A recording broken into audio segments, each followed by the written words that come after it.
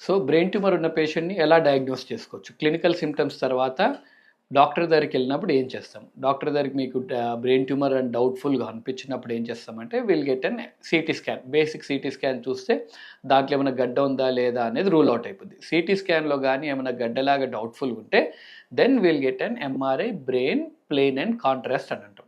Plane and contrast ఏంటంటే మనకు ఒక ఇంజెక్షన్ పెట్టేసి దాని నుంచి కాంట్రాస్ట్ ఇంజెక్షన్ ఇస్తారు. కాంట్రాస్ట్ ఇవ్వడం వల్ల ఒకవేళ మెదడులో కణితి ఉంటే ఆ భాగంలో మనకు అది టేకప్ చేసుకొని దానికి ఒక లైట్ ఇస్తుంటుంది. సో హై గ్రేడా, లో గ్రేడ్ గ్లైమనా, మెనింజోమనా ఏదనేది మన కాంట్రాస్ట్ ఇంజెక్షన్ వల్ల ఖచ్చితంగా తెలుస్తుంది. కాబట్టి మీరు ఎక్కడైనా డాక్టర్ దగ్గరికి వెళ్ళినప్పుడు బ్రెయిన్ ట్యూమర్ అండ్ వెరీ డౌట్‌ఫుల్‌గా ఉన్నప్పుడు ఖచ్చితంగా MRI brain plain and contrast అని రాస్తారు.